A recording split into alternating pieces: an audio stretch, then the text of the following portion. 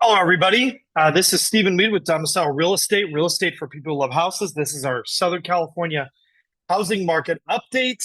I want to talk a little bit about kind of a broader topic as we go through our stats today, and that is this notion is, are we rearranging deck chairs on the Titanic? Are we really stepping around probably the largest issues for our housing market, certainly of my generation, probably of yours too. Let's get started and talk about it.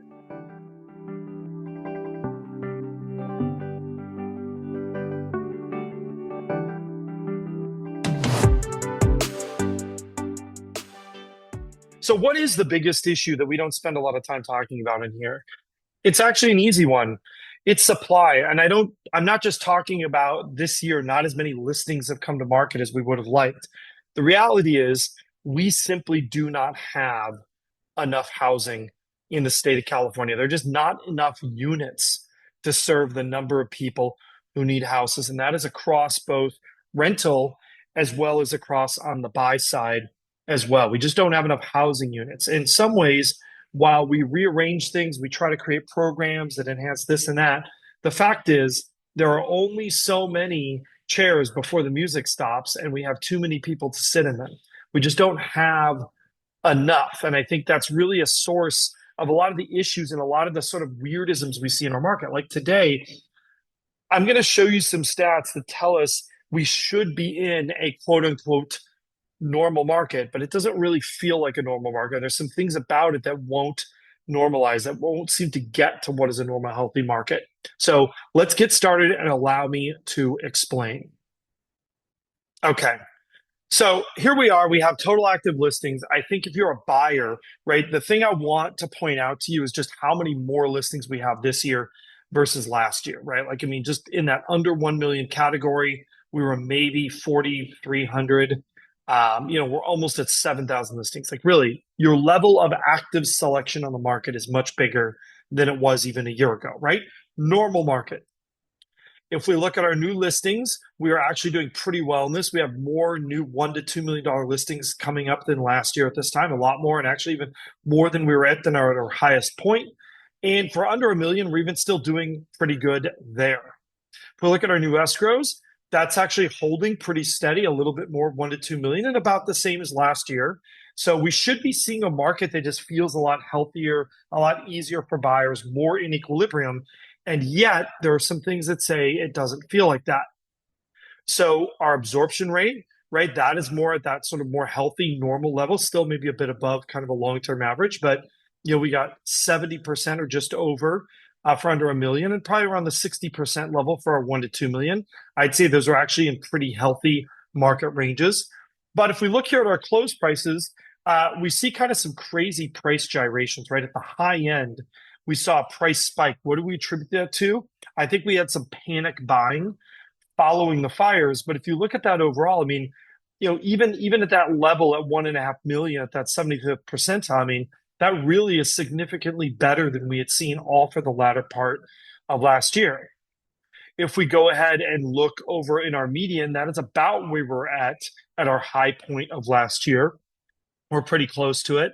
And if we look at our entry level buyer, again, same thing in that 25th percentile, we're seeing prices are at about the same level that we saw at their high point last spring, early summer. So we definitely have a market that is still continuing really to move upwards, right? Because I would argue we are towards the beginning of our housing market this year. Where are we going to end up in June? I think we're going to end up a little bit. Now, if we look at our percent still active after 14 days in the market, that has gone up a little bit, indicating a slightly less competitive market than 2 weeks ago. But I mean, we're still at a more competitive market than we were at for most of last year, a good portion of last year. And if we look at our close to list ratio, right, this is the part where things start to get a little interesting, right? In our 1 to 2 million category, our average is still over 101% of list price, meaning the average home is still selling for higher than its list price. And under 1 million, our homes on average are still selling for right about list price.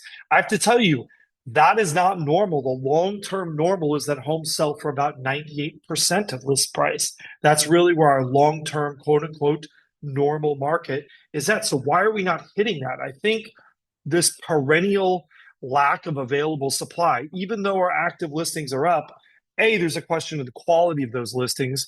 And B, there's also a question of, yeah, they're up over where they were last year, but are they up compared to where we were pre-pandemic? And the answer is no, they are not. Now, if we look at our days on market for new contracts, again, what do we find? The homes that people actually want, the ones that are actually selling in the marketplace. This is a clue about the quality of that inventory, right? Oftentimes, when we talk about the supply of homes, we just talk about the number of homes, but we don't talk about the quality of that inventory. Is that inventory what home buyers want? And this tells me that a lot of those homes are not what home buyers want. How do I know this? Look at the days on market for the homes actually going into escrow. That number is falling. It is going back to that 30-day mark. Why is it heading towards that 30-day mark? And again, there are plenty of homes on the market, but there are not plenty of homes that consumers want or at prices that consumers can afford. But yet our average price keeps going up. Our medians are going up. What does that mean? It means that the reality is these are not the homes that consumers are willing to pay for. So a lot of our inventory may not necessarily be the most motivated of sellers. Now, if we look at our affordability index, right, we're about to readjust this, but it looks like our payment index is coming back down from the stratosphere. We look at our rent index, right, that has kind of, it spiked and then it fell down and it's kind of normalizing and trending back upwards, indicating kind of a surprise to me. I thought we'd bump a little bit higher and see that bump over time, but we aren't.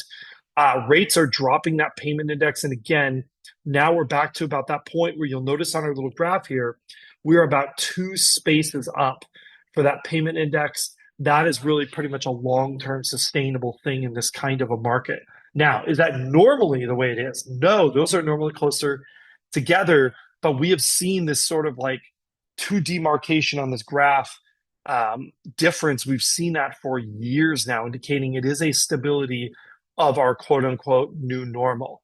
Finally, we've got interest rates. We've had a little bit of relief on interest rates, but it hasn't quite been the relief people have been expecting.